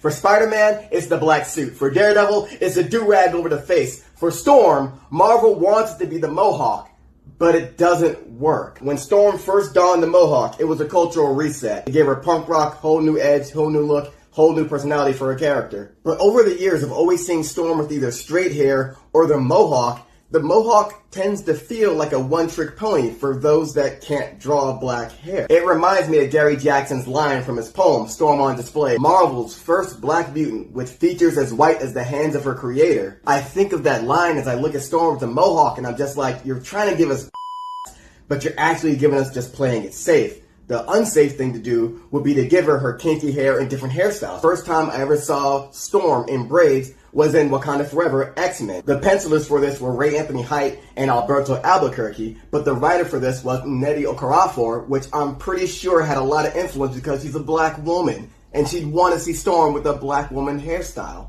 That line from Gary Jackson shows how important it is to have black folks in the writer's room when dealing with black characters. Russell Dauterman made this look for Storm in 2021. This is the first time I've ever seen her with kinky hair. I got nothing against the Mohawk, but yo, give me something different with it. Like this, the Pompadour, the Janelle Monáe with it. I want the stranglehold that the Mohawk had on Storm to never come back. Man, and Omar, you are not parsing words, bro. So you really think that this whole Mohawk was a faux pas and never should have happened, or just a bad experiment gone wrong, or what you think? Mighty Z did a tweet about it where she talked about, I think the artist's name was Paul Dini, and when it's first debuted for her new look, he did it as a joke, as a reference to Mr. T. But for it made sense for the time because it was 80s and it was punk rock and shit. I'm like, all right, cool. Like Storm with the whole new edge because she's so regal and whatnot. I'm like, this works. But just like I said, like, oh, whenever Peter's all Peter Parker, like I know shit's real when Peter Parker goes back to that black suit. I'm like, all right. I was like, oh, Storm has a mohawk again. Storm has a mohawk again. She's mohawk again. I'm like, okay, but when are we ever gonna see her? Because she's drawn with white hair, like she's drawn with straight hair. When are we ever going to see her rocking more black hairstyles? And a lot of folks online were like, "Oh, you're saying a mohawk it's not a white, it's not a black. The mohawk is an indigenous hairstyle." I'm like, yes, this is correct. What I'm saying is, what I'm strictly talking about, they give her this. They draw with straight hair and they draw with mohawk with straight hair. We have not seen her with kinky hair until 2021 when Russell Dauterman drew her hair for the Hellfire Gala, and that's the first time we saw her hair with kinks in it, and it was drawn like a cloud. It looks like a huge cloud. The folks I mentioned before, Nnedi Okorafor, she was the one that influenced the artist on Wakanda Forever X-Men to have her hair in braids. And I believe Salvador was one of the artists that drew Storm with hair in locks on one of his Uncanny X-Men covers. But like we haven't seen, 2021 was the first time we've seen her with kinky hair. Finally, that is my thing. Where it's like, oh, it seems like it's a one-trick pony thing because like, oh, you're just finding another way to draw with straight hair. If you can't do black hair, just say you can't do black hair. It's like that's been all like she debuted in what 1975. The first time you see her with kinky hair, rocking black hairstyles, 2018, 2021, all this time between, you never thought, you know what I mean? We're not even getting into the part of her being depicted in different ink styles where her dark skin has been like fucked up over the years where she's beginning to take lighter and lighter and lighter, you know what I'm saying? So it was basically just looking at that. Like we don't like the style she has now, that they're rocking now, the being more natural shit. That should be her shit. Like let her explore all those. We've yet to see her in Bantu knots. I mean, might have seen. I don't know. We've seen her in. I don't know if those would technically count as cornrows or whatnot, but we've seen her in braids. We've seen her with her hair like the pompadour and shit, the Janelle Monáe type shit. Her hair kinky now. Like yo, there's so many different like hairstyles for black women to rock. Maybe you just need some artists that know how to do black hair, like Russell Dauterman, who was the first one to give her the kinky hair. So what would you? So all right. First of all, I didn't know about the Mr. T thing. Is that true? Yeah. Are you serious? Yeah. Mighty Z pointed it out, and then there's also a clipping of it. He was like, "Oh, it was a joke. Like we did it as a joke, but it got accepted as like, oh no, let's use that." As her new look for the punk rock shit, and it just so happened to, I mean, he did it as a joke, but like, oh no, it works because we're gonna use punk rock for it, and we'll give her this whole new edge and shit like that, which it worked, but like it was originally like, oh, it's done, you know what I mean, like as a joke. Like I'm sure it wasn't any like a ill intention, but it's like, oh, just whatever, and it's it'd be funny like Mr. T and whatnot. I frankly, I'm sorry, I didn't mean to interrupt. No, I frankly believe that Storm has been shat on by Marvel almost this entire time, with the exception of the whole fact that they give her seniority and Omega level, mutant level, but like there is almost an unwillingness to really push her into cinematic mainstream, as opposed to in the comics where she's the Onoraku. She runs shit. Like she's like, she doesn't accept it. She's like, I mean, you can call me what you want, what I'm saying? But I'm not, like, bitch, you the boss. Shut your ass up, bitch. You run this shit, you know what I'm saying? And I feel like she's always gone through these trials. Like, even if I can keep it real, like if you wanted to, at the very beginning, as much as we claimed her as black, especially since she's born in Kenya, she could have been like, because of the way they had her hair, she could have been, claimed as by Indians or by other races if they really wanted to. Before we clamored and was like, nah, fuck that. We need an X-Man, because before that, and Bishop and a couple others, like we was like, yo, look, man, this is a bunch of white boys. You know what I'm saying? Especially like the original X-Men, like the original X-Men. There's not really blackness in it. It was men too. You know what I'm saying?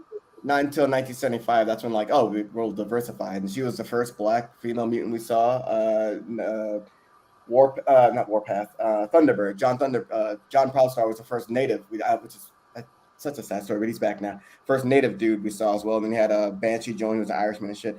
Technically, she was born in Harlem. Her mom is Kenyan, and she was they travel overseas and shit like that. When the plane accident happened, she grew up there, but she's from Harlem. She grew up in her father is a photographer. Yeah, so she was born in Harlem. But yeah, it's just like it. But this is what happens. Like, all right, cool. We give you a black character, and when there's Steph. Oh yeah, Steph comes when the nigga shit start being taught. Yeah, we start talking about that black character. Yeah, I'm here for that. So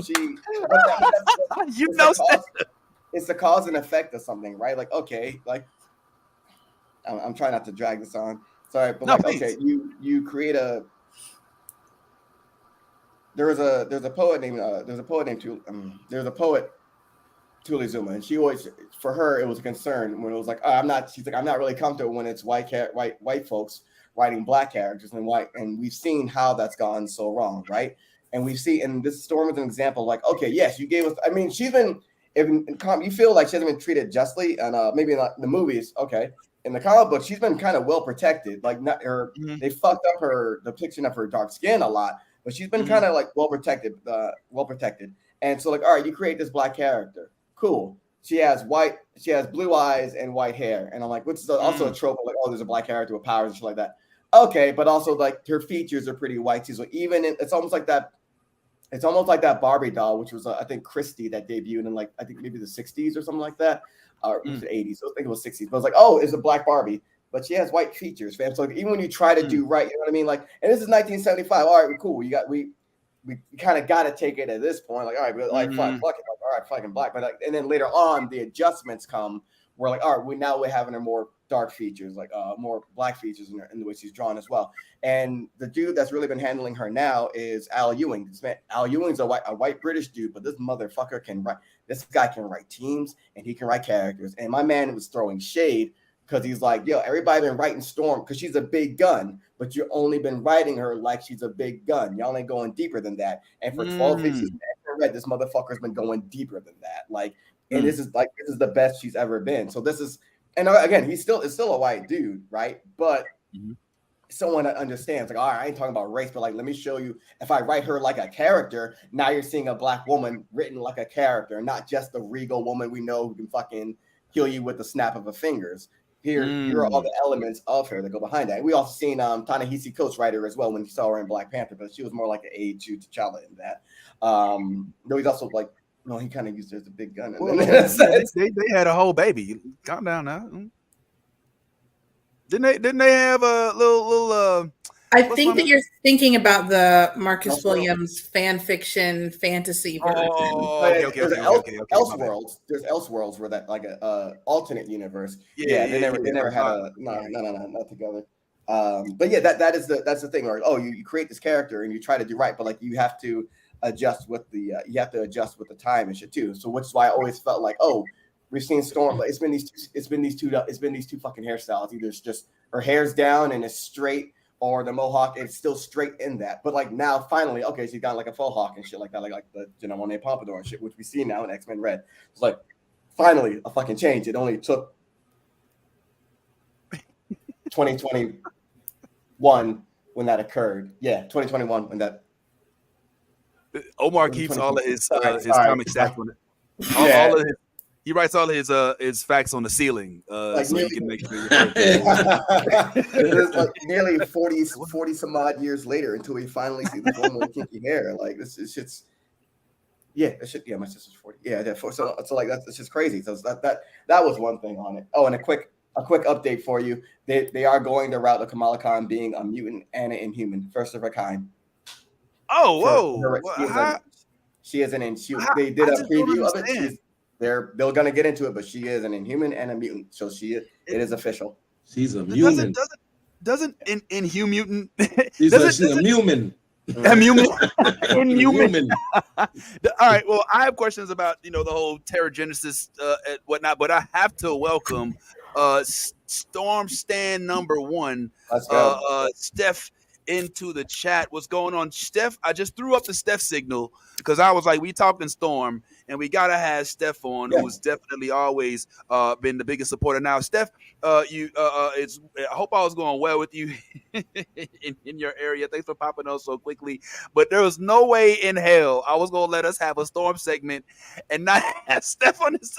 Like, I would not be able to sleep tonight. So we've already kind of discussed not at length, but at bare minimum, we've discussed some of the delicacies around Storm's hairstyle, which has gone down this weird spiral of a loop to where it's, straight hair, then it's Mohawk hair, and then it's like a whole thing. And Omar actually had a video that a reel that he posted earlier that kind of went into the fact that this isn't working. Do you agree? I don't know that I would say it isn't working, but I would love to see some diversity. I heard the topic was white people hair, so I threw on mine. But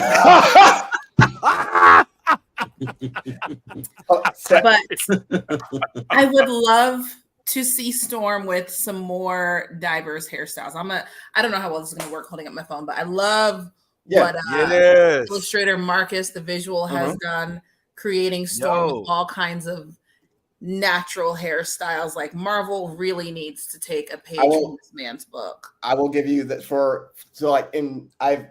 I was commenting on that, but again, it's so late, but since 2019, the hairstyle has changed, and the person that did that was Russell Dauterman, and he made her hair kinky. And Jacopo Campagni also draws her with like that it's a faux hawk, like that Janelle Monáe style, with the pompadour in the front and then sides and shit like that. So like those are, I guess that's technically two different, and it's also been continuous as well. It hasn't just been like 4 issues. It's been for 12 issues in X-Men Red as well. So I get like they haven't, but like for making up like 40 years before that, so it's still. Steph, and then I got a quick question for Yaz. Steph, how do you feel? What's the first thing that goes through your mind when you see a Mohawk on Storm? Do you automatically say that she's killing it, or do you say, why they had to have it like that? I think the Mohawk in general is pretty badass. I've got one with the back cut out too, but I would love to see her with natural African hair. Like, the woman is a whole Kenyan, and I just feel like that has not been embraced nearly enough anywhere in the MCU. We have literally never had an actress with 2 Black parents play this African superhero. It's absurd. Ooh, man, what? Speak on it. Speak on it. I mean, what about you, Yaz? Like, I mean, when you see a superhero as a Latina, as a proud Latina, does it come into play? Does the way that they look, like, does it like impact how much you gravitate towards them, or is it just like it's just a power thing? Yeah, just because I guess you could say like hair is a big part of just like you guys have your beards, you know what I'm saying? Like, we have our hair, so you know what I'm saying? Like, it's just like it's a whole thing. You can't really, I don't know, like it's kind of crazy because you guys, if you took a dude that normally has a mustache, and a beard and everything, and like had it so they didn't have it, you would be completely surprised at the fact that like they look completely like a whole different person. True. Completely like a whole, like if they cut their hair, you know what I'm saying, and then shaved it off, they look like a completely whole different person. You know what I'm saying? So it's the same thing for women. Like that's how we basically show just our uniqueness is through our hair. You know what I'm saying? Like that's how we show our personality. Just it's a lot of like our just what makes us us. You know what I'm saying? Like, I have so many people that like I usually wear my hair up in a bun. The first time I wore it down, like they were trying to touch my hair, and I was like, "Stop with your hands away from my hair." And they were like, "Oh my God, is that real?" And I'm like, "Yes, it's real. It's soft. Don't touch it. Like, your oils in your hands are gonna make it nasty. Don't touch my hair, please." And it's a whole thing. Everyone's like, "Oh my God, like I would buy your hair," and I'm like, "Exactly, you would buy my hair." Like, don't touch that shit. You know what I'm saying? Like, it's it's one of those things. So us as women, you know what I mean? Like, it's a big thing. Like, it just, I don't know. It sets a mood, I guess you could say. It sets the tempo for the day. Fair. Nolly, what you think? I mean, all of this melanin on the screen, and all of you young ladies have your own styles. Like when you see Storm, kind of depicted. Now, I will say something that may be controversial, but a good portion of these writers are white folks that write these folks. I mean, Brian Bendis is a white guy. He created Miles Morales. You know what I'm saying? The whole Sonyverse is basically dependent on, the future of it is dependent on him. He's a white guy. I mean, I know he's got some adopted kids that I think are of the melanated persuasion, but a good portion of these folks are white guys, and they just don't know. They're drawing stuff based off fiction. So, like, how do you feel, Nolly, about the depiction of the Storms over the years? The hair, could it be better? Are you satisfied? What's up? It could be better. It's giving very much colonization coming through and not the heavy melanated Storm that we deserve. On one hand, I want to give it to the writers because they've given us good stuff, right? But at some point, someone has to be like, hey, yo, could you maybe talk to a Black person or Latino real quick? Just talk to them. Yeah. Kind of do some research. Yeah, a little bit. Yeah. Make a little bit more convincing, okay? Because it's lacking flavor sometimes. And I'm like, I'm supposed to believe that this is a Black woman? So I mean, now Storm was in the popular 90s cartoon X-Men. White straight hair. Did anybody see that when they saw that and say, what the fuck is this bullshit? Or we're at the time were we just happy that there was somebody in the X-Men that had melanin, and we was like, okay, look, yeah, she's got long white straight hair, but who cares? You know what I'm saying? It's a sister. She speaks with, she's majestic. I feel like given the time, we were just like, we got one. A win is a win. That's how you felt, Steph? Yeah, absolutely. I mean, I've been a Storm fan since the moment that I knew that she existed, but now having seen Wakanda, I'm like, the fuck, Marvel, y'all can do better. Like, give us our African superhero as she should be represented, as opposed to this very watered down, we made her skin brown, but we're not really exploring more of her ethnicity in the way that we could version that we have gotten for the most part. They've gone into it some, not to say they haven't gone into it at all, but like I would like to see more Wakanda-esque things. Ty, what's up, bro? Yeah, I just wanted to say to Stephanie's point that there goes me with the hand up again. But I just wanted to say to her point that I think what Omar was saying as far as how many years it took for this to happen. I think the same thing applies with how long it took for us to actually finally get a Black Panther on screen, a Wakanda that we could actually look at and be proud of. And I think now that they've seen the success that they can garner from showing this these places, I think that bodes well for Storm moving forward, because I think not only Marvel but Kevin Feige has a team around him that is conscious of a lot of the things that comic book readers have to say in regards to how Storm has been depicted and everything else. So real quick, I want to say peace to Yaz, a complete formal piece. Yaz has had a long day at work, and we definitely want to let you get some rest. I'm sure it was none of that stuff you did. Have a good day. Sleep well. You see why no one ever wants to hear my work stories? Nah. Thanks again, Yazzie. You appreciate you. We'll go ahead and let Yaz be out. She's saying peace, and so make sure y'all follow Yaz on and the Yaz the model page is back up too now. So it is, and I'll be starting cosplay probably like next month. I'll be doing like cosplay. So yes, pull up Yazzie.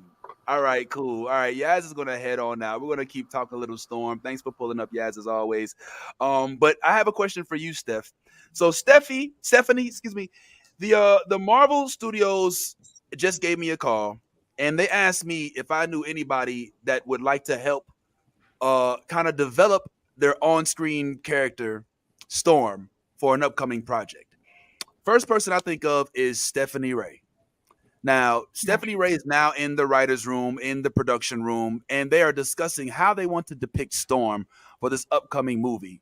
What say you with regard at least to her hair depiction? How do you set them in the right frame of mind? And what comes to mind when you think of the perfect Storm hair? Is it 4C? Is it 5C? Is it, I mean, what C? Is it any C? Are there, can you see? What's up, Steph? It's kinky. It's natural. I'm down with the Mohawk still. I'm down with the Frohawk. That'd be super cute. I'm casting Teyana Paris, who is the black woman that stars and They Cloned Tyrone. Well, she's also in the Monica Rambeau. Oh yeah, you're right. Yeah. But she would make a good Storm though. You hit, I never thought about that. She might be the perfect Storm.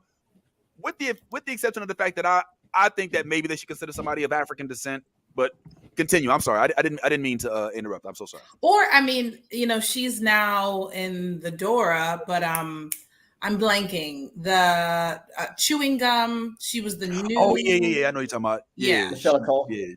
What'd you say, Omar? What's her name?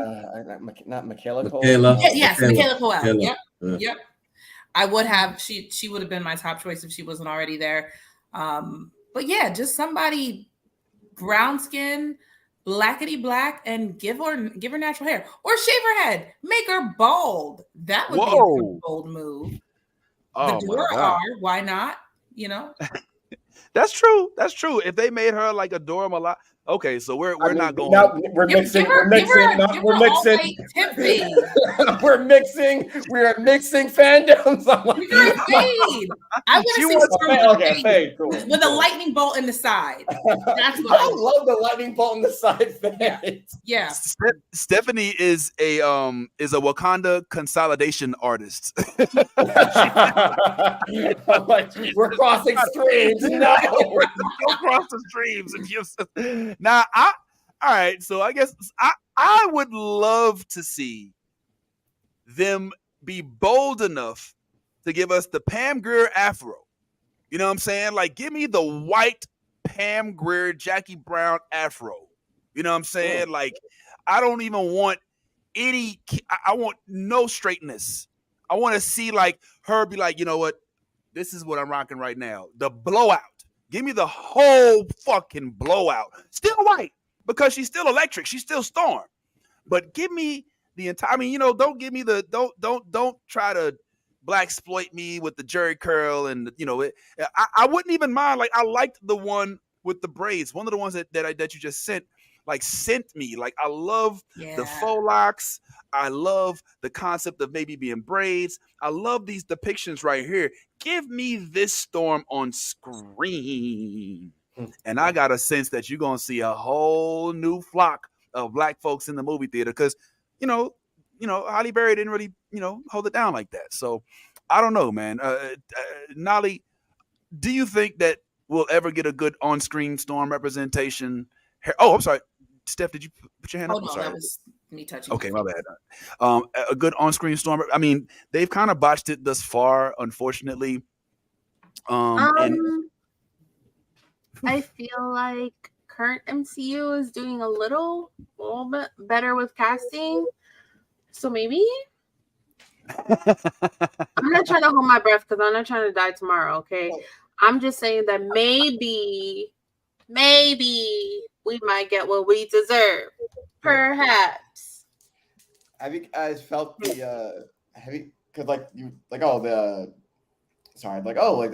messed Storm up? Well, they was Fox. That was all Fox. MCU hasn't had the chance to fuck Storm up yet. Right. Yeah. Current MCU, they've done better at casting. So I liked it. What was the casting you did not like from MCU? From MCU? Oh. Because you're like, they're better. I'm like, there's someone. I'm like, there's a hero where you're like, that ain't that motherfucker. Who was it? That's a good. I'm gonna get shit for this. But I'm gonna say it anyway. As an avid Spider-Man fan, you didn't like Holland. No. Oh boy. I didn't mind Holland. It's not him. It's Taskmaster. I'm not necessarily thrilled with the way that they went with Taskmaster. Now, I know what that makes. I know the first thing is I'm misogynist, chauvinist, all of that. That's not necessarily the case. I love the depiction of the way. I love the way that they did, and the young lady who played her role, she deserves all the credit. And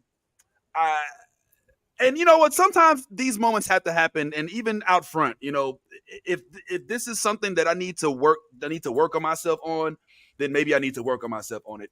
Is it closeted internal bias that I have towards the lady who played Taskmaster because I have already accepted and expected for him or for Taskmaster to be depicted the way that I expect him to be, and as a result, I will not see it any other way? Or is it just that it's difficult for me to believe? This is an internal debate happening externally. Is it difficult for me to believe that Taskmaster role could have been carried? I hope that it's not. Whatever it is, I hope that I fix it. But that was one that threw me for a loop. I was like, that's Taskmaster. I'm hope that doesn't mean something bad about me. If it does, I need to work on that portion of myself, because I don't want to feel like any like characters can't be depicted. I mean, shit. Captain Marvel started off as a man. There are a lot of other characters that started off as men and ended up as women. I guess it just it hit me in the jaw. I love your whole disclaimer of this, just to say you didn't like it. Yeah, I didn't fuck with that shit either, because I'm a Tony Masters fan. I'm a fan of his from the comic book. Even if he was a woman, it would have been fine. But I just didn't like it's the computer generated and all that. I'm like, oh no, this was his ability and whatnot. Like, I have no problem with what gender playing it. I'm like, I just wanted that character there. Yeah. I'm like, this feels like the Deadpool stick with the mouth stitched shut and the eyes open. Yes. I'm like, man, and it felt like it was treated like a throwaway character, even though I'm hoping, well, maybe he trained people, so maybe like this is just like he just gave him the name to run with, something like that. But like I understand what you're saying. I'm like, yeah, I was disappointed with that as well. Well, from what I understand, Taskmaster is a member of the Thunderbolts in the upcoming production. I think it might still be her though. Yeah, I think it's going to be. I think it's going to still be her, and I think that they're developing that. So that's one for me. I gotta say, I wasn't so happy about the way that they did the most. I'd really latched on to this. This is a bad one too. I really latched on to Edward Norton. And then when they brought us Mark Ruffalo, I was like, okay, I'll take it. But I was like, Ed Norton, he kind of killed that shit a little bit. You know what I'm saying? Yeah. But I don't mind Mark Ruffalo. I just don't want him to get himself. He does talk a lot. So those are two examples for me. I probably could think of another two or three, but those are the first two that come to mind. Ladies, don't let me step on your words. If y'all had something to contribute to that as well.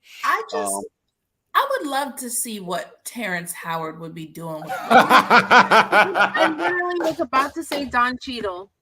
Yeah, man. I think Don Cheadle's doing a great job, but I'm watching Secret Wars, just picturing Terrence Howard just being like, nigga, I'm not giving up your shit. That's your problem, man. Like, come on, man. I want to see it. You want OG Rolly? You like light Rolly? Okay. Calm down. And it's not even about light. Is this an aesthetics thing, Steph? No, not at all. It's just honestly, Terrence Howard gives me a different. Don Cheadle's just so composed and regal. Terrence Howard is gully, and I want to see Rhodey gully. I don't think Terrence Howard could fit in a War Machine suit. I think he's blowing up. He's DJ from Hustle and Flow. But I would pay 4 movies goes worth to see Terrence Howard say on screen, Iron Man. I need Iron Man. You know what I'm saying? To pull up to the mainstream, man. Come on, man. These Skrulls is out here, man. You know we gotta call Fury, man. God damn it, I don't know, man. You know it's hard out here for a Skrull. You know what I'm saying? I'm here for it. Nolly, what about you? Any characters that you can't stand in the MCU? Jeremy Renner.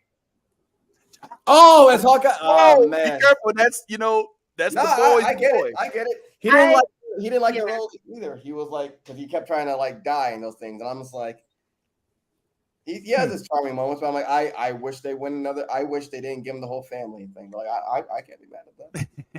he wants the community dick. Mm-hmm. I like Natalie Portman. Okay.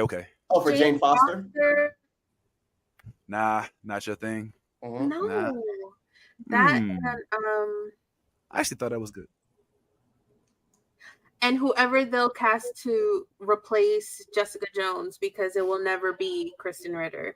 They're casting somebody to replace If they Jessica bring Jones. her back, whoever they cast for her will not be up to snuff for me. I don't know. They might be able to snuff for me. I might be snorting that one. I don't know. We'll see.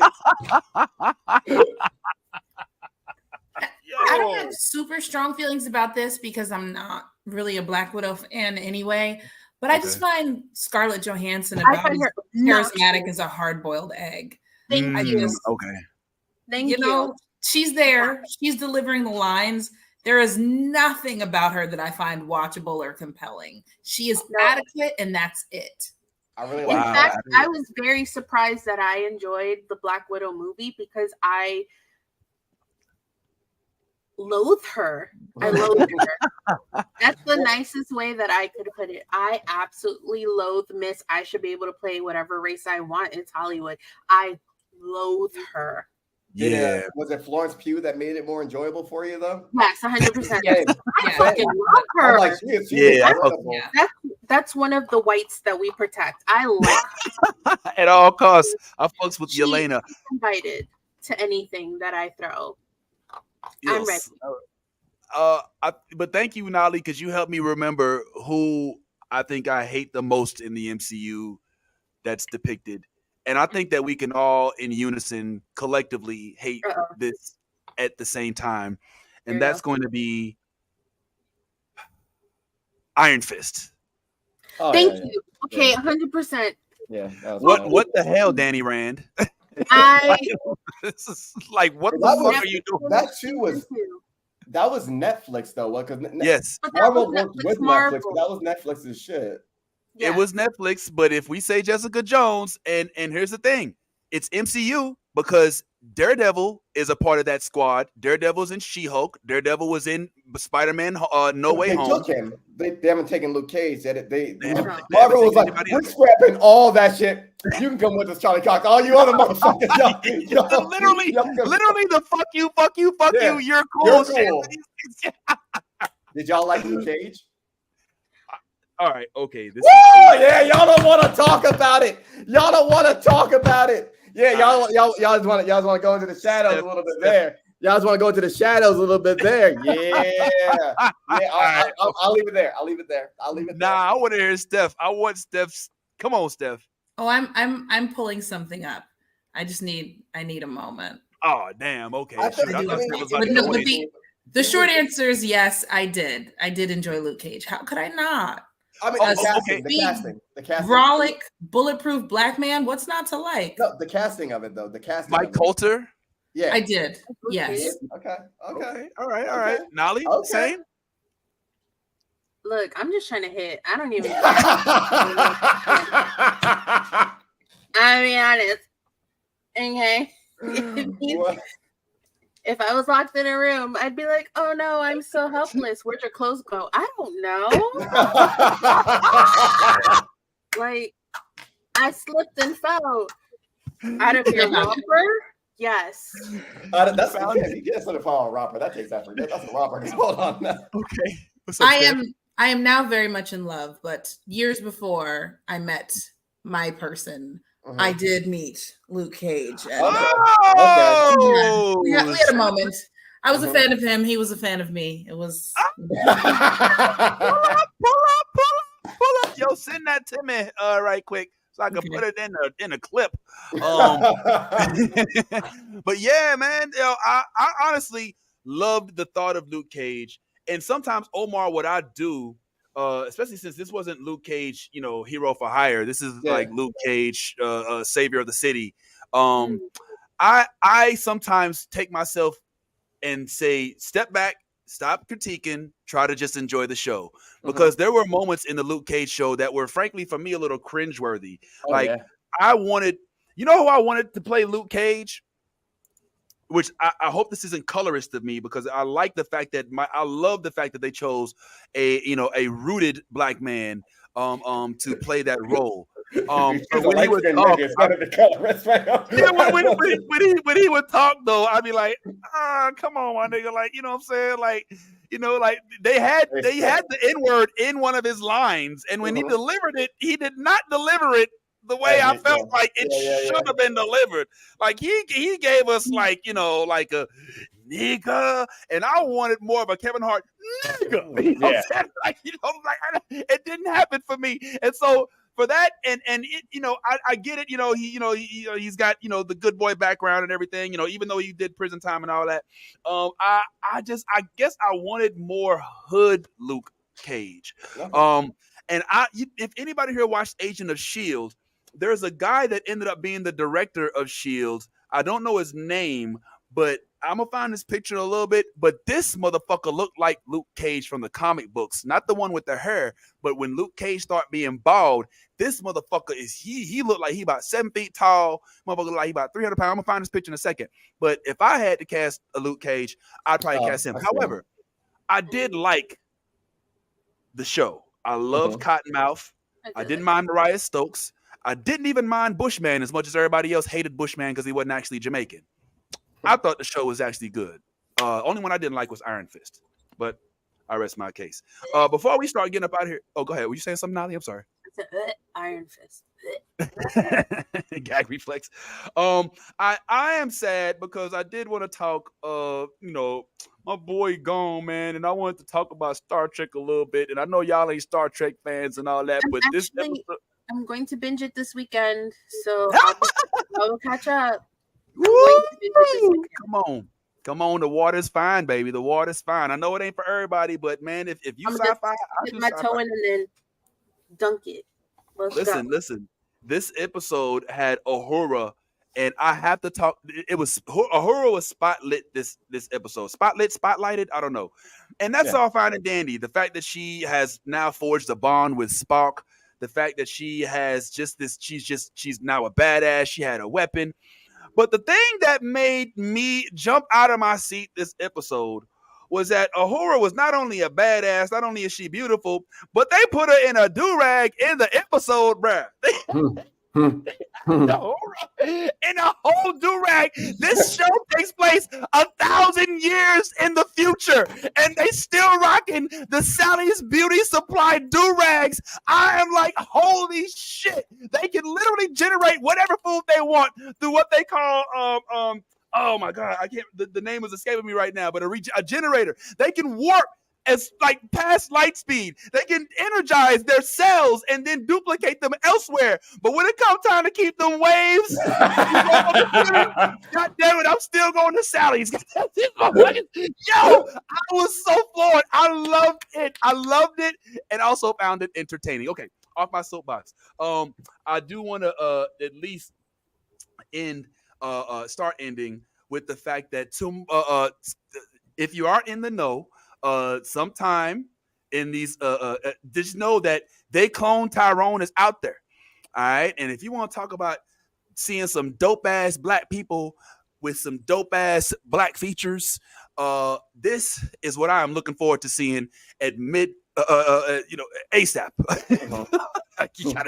Now this is big because it stars three people that have already been in either Marvel or Star Wars franchises. We've got Jamie Foxx, who's Electro. We've got Teyonah Parris, who is Captain Marvel. Well, excuse me. You're right. You are right. I'm jumping the gun. She's not yet. She's on the way. In the comic book, she's the first fucking Captain Marvel to lead an Avengers. God's first Avengers. Captain Marvel. She is not Monica. She is not Carol's fucking little. She ain't. Carol ain't her auntie. She is Captain Marvel. That was a Secret Wars comic, wasn't it? Where she was Captain Marvel? No, in the main comic book there was a dude and then there was her. Okay, my bad.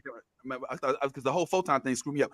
But yeah, in addition to that, we've got John Boyega from Star Wars. So these are like three big time black superheroes, in my opinion, that are starring in a flick. All of which are like, and again, this, I'm sorry to say this, but I got to, because this is where we keep it real right here. This is also one of those things where you have to celebrate the fact that it is so melanated, because there's this whole thing where, the light wash could be a factor, you know what I'm saying? Where Hollywood only wants to hire folks black people that are of a certain hue. And so to have these folks like lead this cast and to look so badass, I'm just really looking forward to it. Stephanie, you strike me as somebody who's looking forward to this, who's going to be watching it ASAP like me. I am already obsessed just from just this title. It's just perfect. They cloned Tyrone. I don't need to know anything else. Like what? It rhymes. It's so sci-fi. It's so black. I love everything about it. The only thing I dislike is that I didn't come up with it and write it first myself. I'm obsessed. I haven't seen it yet, and I give it 5 stars. They would have to really pull some shit to make me not love this movie. They'd have to do so. I'd have to get there and actually. None of these black people are in it. It's just Scarlett Johansson. That's the only way I can. No, not ScarJo. I was tricked. Yeah. Yeah, hell nah. Yeah, man. I hope we all looking forward to that. Well, listen, we'll go ahead and wrap up, man. Real quick, I wanted to shout out the oh dang, did we ever? Oh man, I'm gonna post at some point the writers of the most recent Star Trek episode to make sure. Sorry. And Kyle Bradstreet, thanks, Omar, was the main writer in The Secret Invasion. We already mentioned Michael Bim and Brian Tucker, and I'll also be putting out the writers of the Star Trek episode. We want to make sure the writers get their just due. There is a whole strike going on right now, and we don't want to admit the people who made this happen. It is real easy for me or anybody to be like, man, the writers, blah, blah, blah. But remember, man, look, don't nothing get done if it ain't wrote. Is it from Star Trek? Is it Star Trek New Worlds?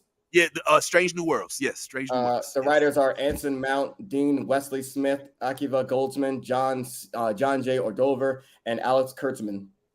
Okay, were you reading that or? Well, you didn't look up to the ceiling. Yeah, I read it. I was like, "Holy fuck, this man has a photographic memory." I told you, Omar it's Omar the hard drive Holman is who I'm gonna start calling him, bro. He got at least 18 terabytes in that bitch. Well, anyway, guys, thank y'all so much for pulling up. Make sure you don't forget that next week we will be joined by the one and only Zaina Bear. That is on Saturday. You know what I'm saying? So make sure you tune in. That's gonna be live as well. So make sure you all pull on up. We will all be in the place. And shortly thereafter, we will have the man behind the music, the guy who actually wrote Booty Butt Cheeks, or as he calls it, Move Them Butt Cheeks. Mr. Big Tank Thornton is going to be joining us. But as we always say here, guys, on behalf of myself, Bad Ty, Omar, Steph, Nolly, and Yaz, and even those who weren't here, be yourself. Because if you ain't being yourself, you're being fake. It ain't no glory in that. And in all things, whether you scroll or got on a do-rag, make sure you go ahead and let that geek flag fly. I love the new blurred order. You should too.